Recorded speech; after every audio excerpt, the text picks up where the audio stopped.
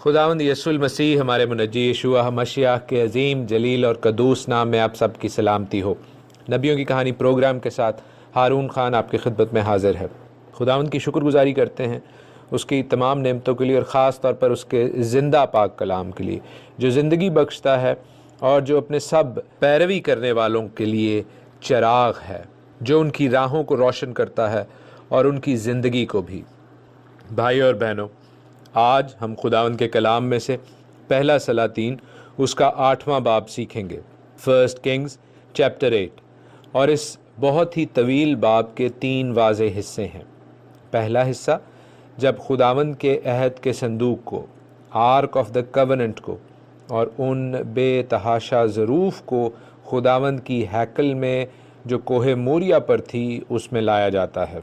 दूसरा अहम हिस्सा सुलेमान बादशाह की वो दुआ है जो उसने टेंपल डेडिकेशन के लिए, हैकल की मखसूसियत के लिए की। और तीसरा अहम हिस्सा blessing of the congregation, Israel की तमाम जमात के लिए बरकत है और वो कुर्बानियाँ हैं जिनके बाद टेंपल सर्विस, खुदावंद की हैकल में खुदावंद की खिदमत का, खुदावंद की परस्तिश का काम शुरू होता है। एक और अहम बात है जो इस बाब में हो रही है, वो है खुदावंद की ईदों का मनाया जाना।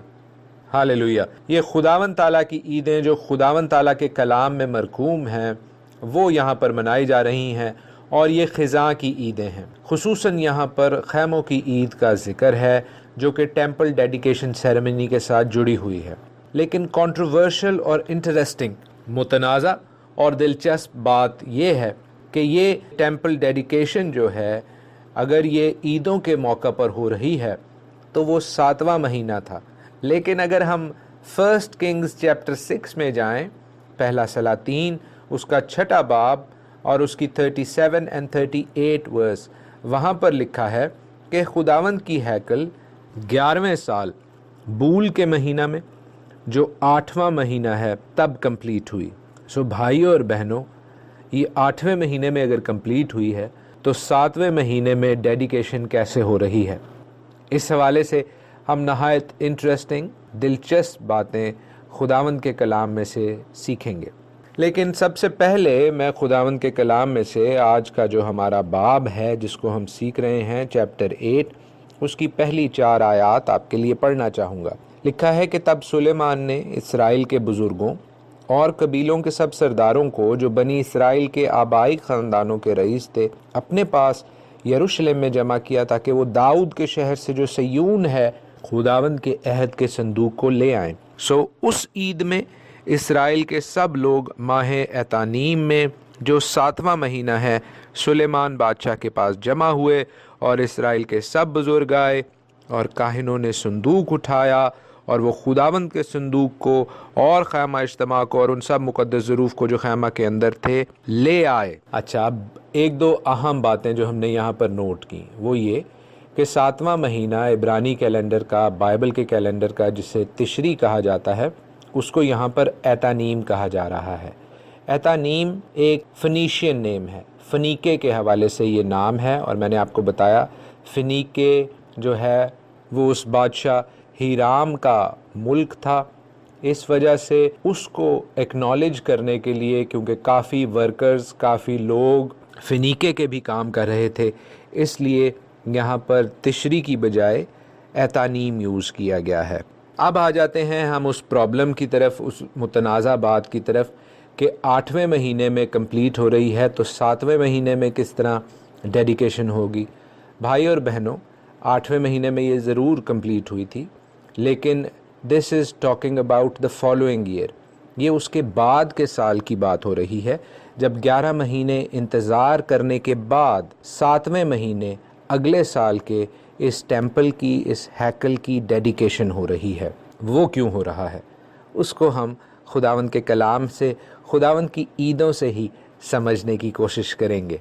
सवाल ये पैदा होता है कि सुलेमान बादशाह ने और काहिनों ने 11 महीने क्यों इंतज़ार किया खुदावंद की हैकल की डेडिकेशन के हवाले से, उसकी मखसूसियत के हवाले से। तो भाई और बहनों, अगर हम खुदावंद के कलाम को जानें और समझने की कोशिश करें تو ہمیں اندازہ ہوگا کہ خداوند کا کلام ہماری راہوں کے لیے روشنی ہے، اور بے شک وہ ہمارے دل کو بھی اپنی حکمت سے بھرتا ہے۔ خداوند کے کلام میں اس کی عیدیں، موعدین، اپوائنٹڈ ٹائمز جو ہیں وہ صرف نئے کپڑے پہننے یا نئے کھانے بنانے کے حوالے سے مخصوص نہیں ہیں جیسا کہ عام طور پر لوگ سمجھتے ہیں۔ بھائیو اور بہنوں، خداوند کے کلام کی عیدیں، اس کے اپوائنٹڈ ٹائمز، خداوند کے کلام کی وہ کنجیاں ہیں، وہ چابیاں ہیں جو خداوند کے کلام کے کئی مشکل پہلوؤں کو، مشکل حصوں کو ہمارے لیے آسانی سے کھول دیتی ہیں، جیسا آج کے باب میں ہم دیکھیں گے۔ The key to understanding is کہ اس باب میں جس فیسٹ کا، جس عید کا، خیموں کی عید کا ذکر ہے، اس سے زیادہ یوم کپور کا، عید کفارہ کا سمجھنا ہمارے لیے ضروری ہے اگر ہم اس 11th month ویٹ کو، اس 11 مہینے کی تاخیر کو سمجھنا چاہتے ہیں۔ بھائی اور بہنوں، خزاں کے موسم میں خداوند کے کلام کے مطابق 3 عیدیں ہوتی ہیں۔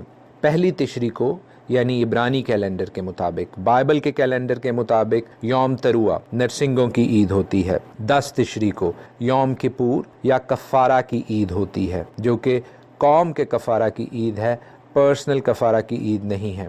پرسنل کفارہ، ذاتی کفارہ فسح کے دن پر ہوتا ہے۔ اور 15 تشری کو بھائی اور بہنوں سکوت کی یا خیموں کی عید ہوتی ہے، جو 7 دنوں تک قائم رہتی ہے، اور 8ویں دن ایک خاص مجمع ہوتا ہے۔ یہ تو ایک بریف انٹروڈکشن تھا ان عیدوں کے حوالے سے۔ ان عیدوں کے حوالے سے میں اور میرے بھائی بہت سی جگہوں پر اس فینومینن کو، اس خداوند کے خوبصورت ٹائمز کو تفصیل سے سمجھا اور سکھا چکے ہیں، لیکن یوم کپور کے حوالے سے جو 10 تشری کو ہوتی ہے یا کفارہ کی عید، ہم سب جانتے ہیں کہ وہ ایک نہایت سولم ڈے ہے، خداوند کے کلام کے مطابق ایک نہایت اہم دن ہے خداوند کے کیلنڈر کا۔ میں اسے اتفاق نہیں سمجھتا کہ آج جب یوم کپور کی یعنی کفارہ کی عید کا دن ہے، بہت سے لوگ اس پروگرام کو آج سنیں، بہت سے لوگ اس پروگرام کو شاید مختلف دنوں میں سنیں، لیکن جب میں اس کو ریکارڈ کر رہا ہوں تو 2016 میں آج کفارہ کی عید کا، یوم کپور کی عید کا دن ہے، اور میری طرف سے اور میرے گھرانے کی طرف سے آپ کو خداوند کا یہ اپوائنٹڈ ٹائم، خداوند کا یہ مخصوص وقت بہت مبارک ہو۔ کچھ بھائی بہن مختلف گروپس میں اس کو ڈیلے سے، تاخیر سے سنیں، ان کو بھی خداوند برکت بخشے۔ جو لوگ کفارہ کی عید سے واقف ہیں وہ جانتے ہیں کہ خداوند تعالیٰ نے اس خاص دن پر، ون اینڈ اونلی ڈے پر، اپنے سردار کاہن کو قوم کے لیے کفارہ دینے کا حکم دیا تھا، اور وہ واحد دن تھا جس دن سردار کاہن پاک ترین مقام میں، ہولی آف ہولیز میں، آرک آف دا کورنٹ کے پاس، عہد کے صندوق کے پاس جا سکتا تھا۔ سو بھائیو اور بہنوں، خداوند کے گھر میں، پاک ترین مقام میں جب آرک آف دا کورنٹ رکھا جا سکتا تھا، جب خداوند کا عہد کا صندوق رکھا جا سکتا تھا، وہ یہی خاص دن تھا، وہ یہی خاص وقت تھا۔ اور خداوند کی ہیکل ڈیڈیکیٹ نہیں ہو سکتی تھی، اس کی مخصوصیت نہیں ہو سکتی تھی اگر خداوند کی ہیکل میں، پاک ترین مقام میں، خداوند کا عہد کا صندوق موجود نہ ہوتا۔ یہ وہ اہم وجہ تھی جس کی وجہ سے 11 مہینے ویٹ کیا گیا، انتظار کیا گیا، اور سردار کاہن خداوند کے عہد کے صندوق کو پاک ترین مقام میں رکھتے ہیں، اور تب خداوند کی ہیکل کی مخصوصیت کی جاتی ہے۔ بھائی اور بہنوں، ہم نے یہ چیز نہایت آسانی سے خداوند کے کلام میں سے اسی کی رہبری اور روشنی سے سیکھی۔ 2 پریکٹیکل ریزنز تھے، 2 عملی وجوہات تھیں جن کی بنا پر خداوند کی ہیکل کی مخصوصیت 7ویں مہینے میں ہوئی، فالوئنگ ایئر میں ہوئی، اس سال سے اگلے سال ہوئی جس سال میں یہ کمپلیٹ ہوئی۔ کیونکہ ایک تو یہ کہ یوم کپور، کفارہ کی عید کے دن 10 تشری کو خداوند کے عہد کے صندوق کو خداوند کی ہیکل میں، پاک ترین مقام میں لے کے جایا جا سکتا تھا، کیونکہ وہ واحد دن تھا جس دن سردار کاہن، جو کہ ایک آتھرائزڈ پرسن تھا، وہ خداوند کی ہیکل کے پاک ترین مقام میں جا سکتا تھا۔ سیکنڈ تھنگ جو ہم نوٹس کرتے ہیں، دوسری چیز جو ہمیں خیال میں رکھنی ہے وہ یہ ہے کہ یوم کپور کے 5 دنوں کے بعد خداوند کی خیموں کی عید ہوتی ہے، جس کو عید خیام یا سکوت کہتے ہیں، جو کہ ریجوائسنگ کی، جو کہ خوشی کی عید ہے، جو کہ 7 دنوں تک منائی جاتی ہے۔ اور اس حوالے سے اس باب میں چیپٹر 8 میں نہایت تفصیل سے ذکر ہے۔ اور چونکہ کچھ دنوں میں اس سال میں 2016 میں خیموں کی عید ہونے والی ہے، تو اگلے کچھ دنوں تک ہم اس باب کو بھی سیکھیں گے اور خداوند کے ان اپوائنٹڈ ٹائمز کے حوالے سے، خداوند کی خیموں کی عید کے حوالے سے بھی بات چیت کرتے جائیں گے۔ 8ویں باب کا آغاز جو اس طرح ہوتا ہے کہ اسرائیل کے بزرگ، قبیلوں کے سردار، تمام رئیس جمع تھے، جس کو عبرانی میں ذاکین، روش اور ناسی کہتے ہیں۔ یہ 3 میجر کیٹیگریز ہیں جو ڈگنیٹریز کی، جو قبائلی عمائدین کی ہوتی تھیں۔ لیکن اس سے اگلی آیت میں لکھا ہے کہ سب لوگ یروشلم میں سلیمان کے سامنے اکٹھے تھے۔ تو بھائی اور بہنوں، اس سے ہمیں یہ اندازہ ہوتا ہے کہ نہ صرف تمام قبائلی عمائدین، تمام رئیس، تمام سردار، یا جن کو عبرانی میں ذاکین، روش اور ناسی کہتے ہیں، وہ بھی اکٹھے تھے، اور عام لوگ بھی، جن کو عیش کہتے ہیں۔ عیش کا مطلب ہے عام مرد۔ تو سب لوگ اکٹھے تھے۔ سب لوگ کیوں اکٹھے تھے؟ کیونکہ یہ خداوند کا حکم تھا۔ اسی باب کی 65ویں اور 67ویں آیت میں، چیپٹر 8 ورس 65 اور 66 میں بڑے واضح طور پر لکھا ہے کہ خیموں کی عید منائی جا رہی تھی، 7 دنوں کی سیلیبریشن کی عید۔ 7 دنوں کی سیلیبریشن اگر ہم عیدوں کو سمجھتے ہیں تو صرف خیموں کی عید پر ہوتی ہے، اور خیموں کی عید پر خداوند کے کلام میں مرقوم ہے کہ تمام مردوں کو خداوند کے شہر میں، یروشلم میں آنے کا حکم تھا۔ اس وجہ سے وہاں پر نہ صرف قبائلی عمائدین اکٹھے تھے بلکہ عام لوگ بھی اکٹھے تھے۔ 5ویں آیت میں لکھا ہے کہ سلیمان بادشاہ نے اور اس کے ساتھ اسرائیل کی ساری جماعت نے جو اس کے پاس جمع تھی، صندوق کے سامنے کھڑے ہو کر اتنی بھیڑ بکریاں اور بیل ذبح کیے کہ ان کی کثرت کے سبب سے ان کا شمار یا حساب نہ ہو سکا۔ تو بھائی اور بہنوں، کہا یہ جاتا ہے کہ چونکہ صرف خداوند کے کاہنوں کو خداوند کے عہد کے صندوق کو موو کرنا مقصود تھا، لیکن ہم دیکھتے ہیں کہ سلیمان اور عام لوگ اس قدر خوش ہیں کہ اب ولڈرنس ٹیمپل سے، بیابان کے خیمہ سے خداوند کا عہد کا صندوق موو کر کے خداوند کی ہیکل میں جا رہا ہے، سو وہ قربانیاں کرتے ہیں، اور یہاں پر عہد کا صندوق as a witness, as a گواہی یوز ہو رہا ہے۔ 9ویں آیت میں اس باب کی ایک ایسی کنٹروورسی، ایک ایسا تنازع کھڑا کر دیتا ہے جو کہ کرسچن اور جیو سکولرز کو ایک دوسرے کے مخالف لے آتا ہے۔ لکھا ہے کہ وہ عہد کا صندوق جس کو موو کیا گیا پاک ترین مقام میں، اس میں کچھ نہ تھا سوا پتھر کی ان 2 لوحوں کے جن کو وہاں موسیٰ نے حورب میں رکھ دیا تھا، کہ جس وقت خداوند نے بنی اسرائیل سے جب وہ ملک مصر سے نکل آئے تھے عہد باندھا تھا۔ جیسا عام طور پر خیال کیا جاتا ہے کہ عہد کے صندوق میں پتھر کی یہ 2 لوحیں تھیں، ہارون کی وہ لاٹھی تھی، اور من کا وہ مرتبان تھا، تو یہاں پر جو یہ لکھا ہوا ہے کہ صرف 2 لوحیں تھیں، یہ کیا غلطی ہے یا کیا باقی چیزیں مینشن نہیں کی گئیں؟ تو بھائی اور بہنوں، یاد رکھیے کہ عہد کے صندوق کے اندر صرف لوحیں تھیں، جو من کا مرتبان تھا وہ صندوق کے آگے رکھا ہوا تھا۔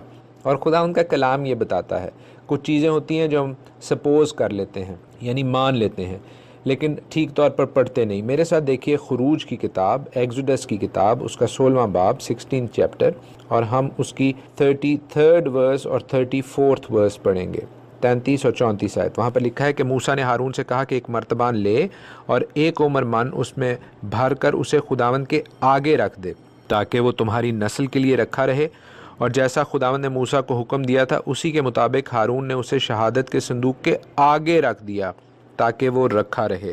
اسی طرح بھائی اور بہنوں، گنتی کی کتاب اس کے 17ویں باب میں لکھا ہے، نمبرز 17 میں، اس کی 9ویں آیت میں اور 10ویں آیت میں، کہ موسیٰ نے ان سب لاٹھیوں کو خداوند کے حضور سے نکال کر سب بنی اسرائیل کے پاس لے گیا۔ انہوں نے دیکھا، ہر شخص نے اپنی لاٹھی لے لی، اور خداوند نے موسیٰ سے کہا کہ ہارون کی لاٹھی شہادت کے صندوق کے آگے دھر دے، تاکہ وہ فتنہ انگیزوں کے لیے ایک نشان کے طور پر رکھی رہے۔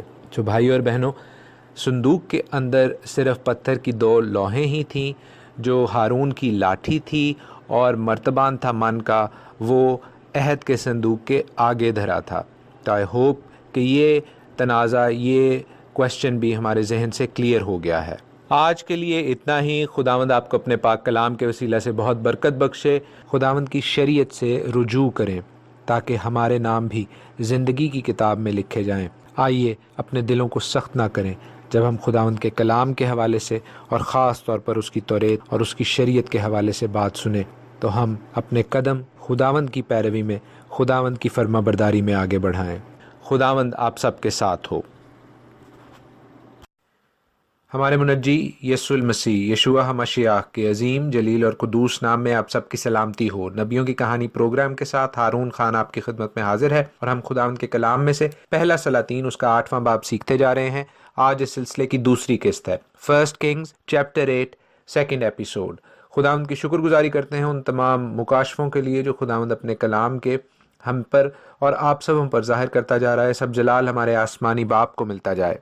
کل ہم نے پہلی ایپیسوڈ جو ہم نے 8ویں باب کے حوالے سے کی، اس میں بڑے واضح طور پر یہ سیکھا کہ کس وقت خداوند کے عہد کے صندوق کو خداوند کے ہیکل میں، پاک ترین مقام میں لے کے جایا جا سکتا تھا۔ That was only the day of atonement, Yom Kippur یا یوم ہا کپوریم، کفارہ کی عید کا دن تھا۔ اس وجہ سے 11 مہینے کا ویٹ کرنا پڑا، تب جا کر خداوند کے گھر میں یہ ڈیڈیکیشن کی مخصوصیت کی سیرمنی ہوتی ہے۔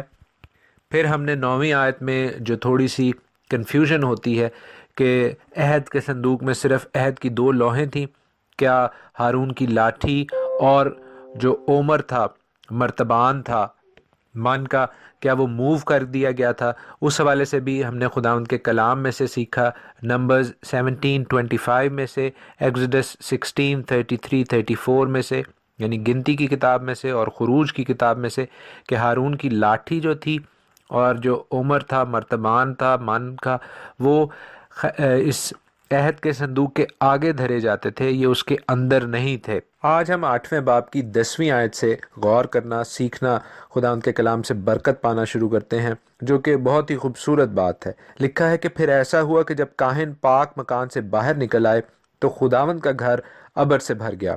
وہ ابر کا ستون جو پورے بیابان میں جب اسرائیلی ملک مصر سے نکل آئے تھے، ان کی حفاظت، ان کی رہبری، ان کی رہنمائی، ان کی گائیڈنس، ان کی پروٹیکشن کرتا آیا، وہی ابر کا ستون اب اس خداوند کی ہیکل میں، جسے سلیمان نے اور اسرائیلیوں نے مل کے بنایا ہے، اس کے اندر آ جاتا ہے۔ بھائی اور بہنوں، کیا ہی خوبصورت بات ہے کہ خداوند اس جگہ کو ہولی قرار دیتا ہے، خداوند اس جگہ کو سیٹ اپارٹ قرار دیتا ہے، خداوند اس جگہ کی مخصوصیت کرتا ہے۔ بے شک سلیمان نے اور اسرائیل نے بہت ٹائم، ایفرٹ، پیسہ لگا کر اس جگہ کو بنایا تھا، اور وہ چاہتے تھے کہ یہ خداوند کے لیے مخصوص کی جائے، وہ چاہتے تھے کہ یہ جگہ خداوند کے علیحدہ اور سینکٹیفائی ہو، لیکن کوئی انسان کسی جگہ کو سینکٹیفائی، مقدس یا مخصوص نہیں کر سکتا۔ خداوند تعالیٰ ہولی، مقدس، سیپریٹ کر سکتا ہے چیزوں کو، اور خداوند تعالیٰ کے ابر کے جو ستون ہے، اس سے جب یہ جگہ ہولی، مقدس اور سیپریٹ ہوتی ہے، تو تب سلیمان اور سب لوگ جان لیتے ہیں کہ خداوند تعالیٰ نے ان کی اس عمارت کو مخصوص کر دیا ہے۔ مخصوصیت انسانوں کی طرف سے نہیں ہوتی، مخصوصیت خداوند تعالیٰ کی طرف سے ہوتی ہے۔ 11ویں اور 12ویں آیت میں ہم دیکھتے ہیں کہ لکھا ہے کہ کاہن اس ابر کے سبب سے خدمت کے لیے کھڑے نہ ہو سکے، اس لیے کہ خداوند کا گھر اس کے جلال سے بھر گیا تھا۔ تب سلیمان نے کہا کہ خداوند نے فرمایا تھا کہ وہ گہری تاریکی میں رہے گا، میں نے فی الحقیقت ایک گھر تیرے رہنے کے لیے بلکہ تیری دائمی سکونت کے واسطے ایک جگہ بنائی ہے۔ خداوند کے کلام میں اس جگہ پر جو لفظ جلال کے لیے استعمال ہوا ہے، وہ عبرانی ورڈ ہے کاوود، اور کاوود کا مطلب ہے ابنڈنٹ پریزنس۔ کئی دفعہ ہم اس الفاظ کی گنجل میں اس قدر پھنس جاتے ہیں کہ ہم اس حقیقت پر غور نہیں کرتے جو ہم سب کے سامنے ہے۔ یہاں پر یہ بات واضح ہے کہ خداوند اپنی پوری حضوری کے ساتھ وہاں موجود تھا۔ اس کا یہ مطلب ہرگز نہیں کہ اگر وہ اس ہیکل میں تھا تو وہ کسی اور جگہ پر دنیا میں موجود نہیں تھا۔ یہ چیز خداوند کی اومنی پریزنس کو، کہ خداوند ہر جگہ موجود ہوتا ہے، اس کو ظاہر کرتی ہے کہ خداوند ہر جگہ پہ تو موجود تھا، لیکن یہاں پر اس کی خاص حضوری تھی، یہاں پر اس کی خاص پریزنس تھی، ابنڈنس آف پریزنس تھی۔ پھر ایک لفظ کے متعلق جس کے متعلق کئی لوگ یہ اظہار کرتے ہیں کہ یہ گہری تاریکی خداوند کے ساتھ کیوں منسوب ہے، کیونکہ جیسا لکھا ہے 12ویں آیت میں کہ خداوند نے فرمایا تھا کہ وہ گہری تاریکی میں رہے گا۔ تو یہ تاریکی میں آپ کو بتا دوں کہ جو تاریکی ابلیس کے ساتھ یا لعنت کے ساتھ یا اس طرح کی تاریکی جو کہ مصر پر چھا گئی تھی، وہ ورڈ ہے عبرانی، وہ ورڈ ہوتا ہے خوشک۔ یہاں پر عبرانی ورڈ ارافیل یوز کیا جا رہا ہے، اور ارافیل ایسے تھک کلاؤڈ کو، ایسے ڈارک کلاؤڈ کو، ایسے ڈینس کلاؤڈ کو کہا جاتا ہے جو بارش سے بھرے ہوئے بادل ہوتے ہیں۔ سو یہ ایک طرح کا کاوود کا ہی دوسرا امپریشن ہے کہ جس طرح خداوند کے گھر میں ابر آ گیا تھا، وہ ابر ایسا ابر تھا جیسا بارش کے بادلوں کا، اور اس کے ساتھ جو تاریکی ایسوسیٹڈ ہے اس کا ذکر ہے۔ یہاں پر ویسی تاریکی نہیں ہے جیسی مصر میں تاریکی چھا گئی تھی، یا ایسی تاریکی جو ابلیس کے ساتھ، جو کہ ایول کے ساتھ جو منسلک کی جاتی ہے۔ 13ویں آیت میں جہاں پر لکھا ہے کہ سلیمان کہتا ہے میں نے فی الحقیقت ایک گھر تیرے رہنے کے لیے بلکہ تیری دائمی سکونت کے واسطے ایک جگہ بنائی ہے، تو یہ چیز ہمارے ذہن میں رہے بھائی اور بہنوں کہ یہ یہوہ کے رہنے کی جگہ نہیں ہے، یہ انسان کے لیے وہ میڈیم ہے، انسان کے لیے وہ جگہ ہے جہاں پر خداوند کی خاص رحمت، خداوند کی بھرپور پریزنس پورے طور پر موجود ہوگی۔ 14th ورس اس چیپٹر 8 کی تھوڑا سا تھیم چینج ہو جاتا ہے۔ بادشاہ اب ہیکل سے اور خدا کے ساتھ بات کرنے سے مڑ کر قوم کے ساتھ خطاب کرنے لگتا ہے۔ وہ اسرائیل کی ساری جماعت کو برکت دیتا ہے، اور اسرائیل کی ساری جماعت کھڑی ہو کر اس برکت کو ریسیو کرتی ہے۔ وہ اس بات کا اعلان کرتا ہے کہ خداوند اسرائیل کا خدا۔ توریت میں، شریعت کی کسی اور کتاب میں یہ نہیں بتاتا کہ اس نے یہ ہیکل کہاں بنانی ہے اور کس سے بنوانی ہے، لیکن پھر وہ اپنے باپ داؤد کا ذکر کرتا ہے جسے خداوند تعالیٰ نے چنا، اور پھر وہ اس شہر کا ذکر کرتا ہے جو داؤد کے وسیلہ سے چنا گیا، اور اس شہر میں یہ آنر داؤد کو اور داؤد کے خاندان کو ملا کہ وہ اس بلڈنگ کو، اس تعمیراتی کمپلیکس کو تعمیر کرے۔ اور پھر ہم دیکھتے ہیں کہ وہ اپنا ذکر کرتا ہے۔ بھائی اور بہنوں، ان آیات کے حوالے سے، اس باب کے حوالے سے میں سلیمان کی غزل الغزلات میں، سانگز آف سولمن میں جب میں نے وہ کتاب سکھائی اور سمجھائی تو بہت تفصیل سے بتا چکا ہوں کہ کس طرح سلیمان اپنے آپ کو ہائی لائٹ کرتا ہے، جو کہ تھوڑا سا ناٹ ریکوائرڈ ہے، وہ غیر ضروری ہے۔ اس کی وجہ یہ ہے کہ سلیمان کو تھوڑا سا ہمبل ایٹیٹیوڈ، تھوڑا سا حلیم ہو کے یہاں پر آنا چاہیے تھا، لیکن ہم دیکھتے ہیں کہ ایسا نہیں ہے۔ وہ اس چیز کا بارہا اقرار اور قوم سے خطاب کرتے ہوئے بھی اس بات کو دہراتا ہے کہ میں نے یہ گھر بنایا ہے اور میرے ہاتھوں نے یہ کیا ہے۔ اس کے باوجود یہاں سے وہ دعا شروع ہوتی ہے کچھ آیتوں کے بعد، 22ویں آیت کے بعد ہم دیکھتے ہیں، جو کہ بائبل مقدس کی، ہمارے زندہ کلام کی جو خداوند تعالیٰ نے ہمیں دیا ہے، اس کی one of the most moving prayers ہے۔ ہم بے شک دعائے ربانی کے ساتھ اس کو کمپیئر نہیں کر سکتے۔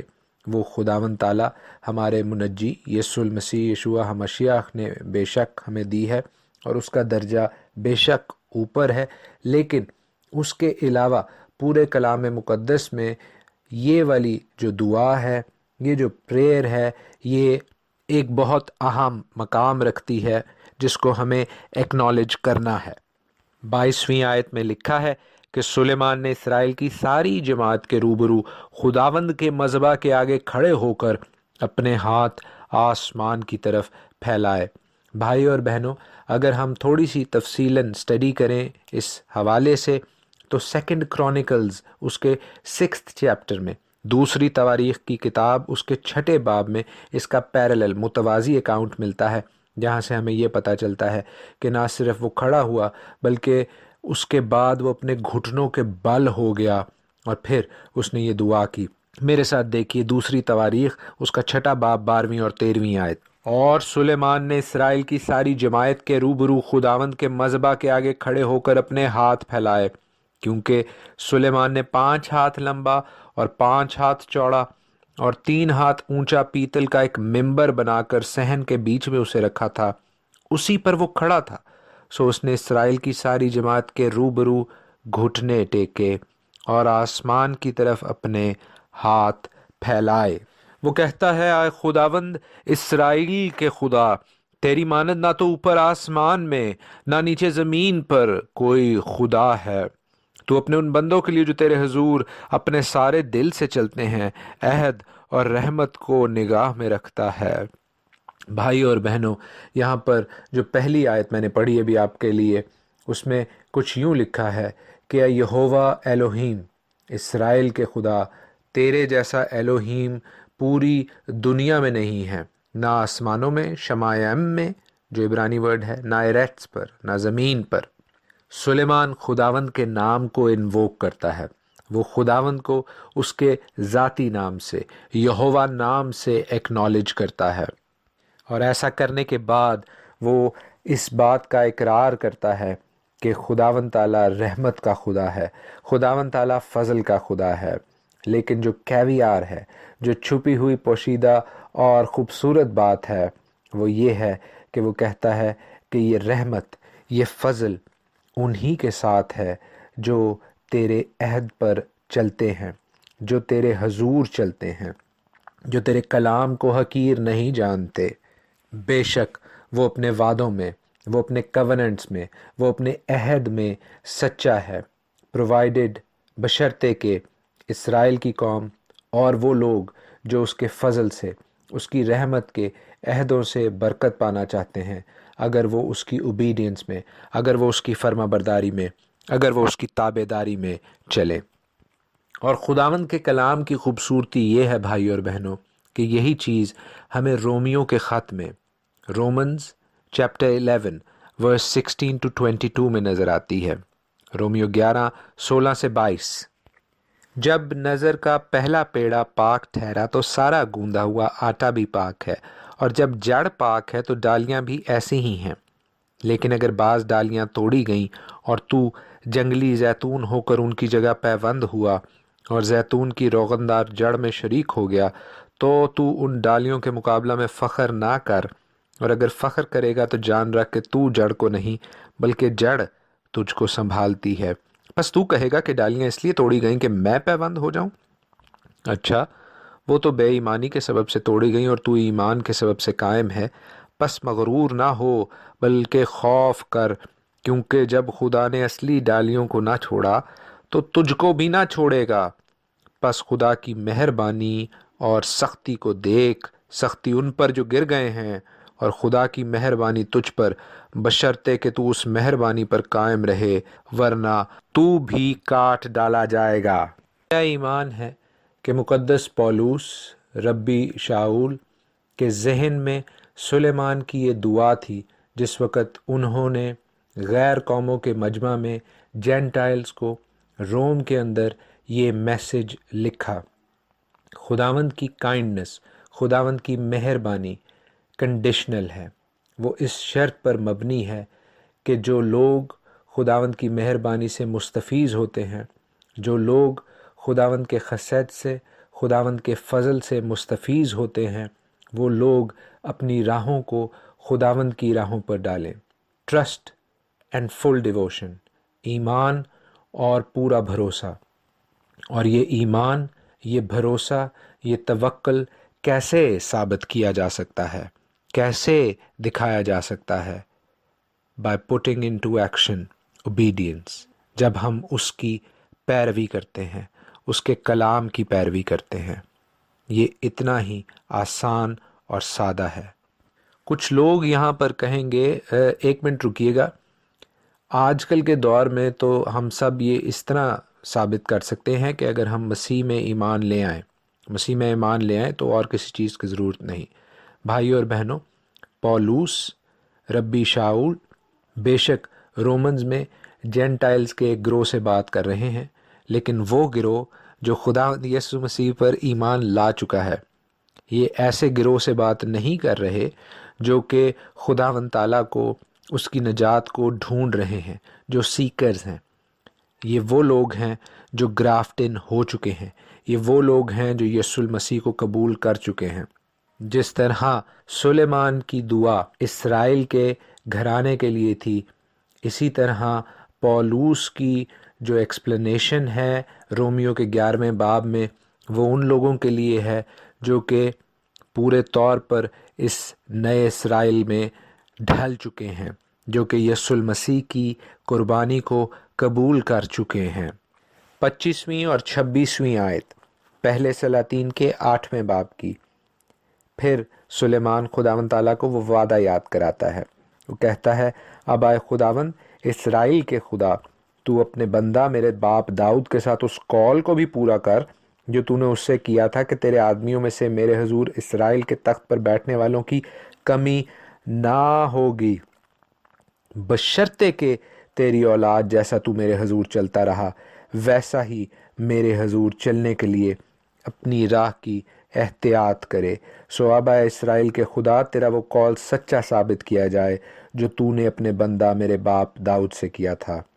بھائی اور بہنوں، ہم سب خداوند تعالیٰ کے اس وعدے کو، اس عہد کو ہمیشہ یاد کرتے ہیں جو اس نے داؤد سے کیا، لیکن یاد کیجئے سلیمان بھی اس شرط سے، اس کنڈیشن سے واقف تھا کہ خداوند تعالیٰ اپنے وعدے کو اسی صورت میں پورا کرے گا جب داؤد کی اولاد اس کے حضور، یہوہ تعالیٰ کے حضور ٹھیک راہ پر چلے گی، اس کے کلام کی روشنی میں چلے گی، وگرنہ وہ برکت، وہ رحمت ان سے دور ہو جائے گی۔ بھائی اور بہنوں، بے شک ہم خداوند تعالیٰ ہمارے منجی یسوع المسیح کے لہو کے وسیلہ سے اس نجات میں شامل ہو گئے ہیں۔ آئیے اس نجات کو حقیر نہ جانیں، بلکہ اپنے خداوند آسمانی باپ کے حکموں پر پیار میں، فرما برداری میں آگے بڑھنے کی کوشش کریں تاکہ زندگی کی راہ پائیں اور اس کے وعدوں سے برکت اور فضل ہمیں ہمیشہ حاصل ہوتا رہے۔ خداوند آپ سب کے ساتھ ہو، آمین۔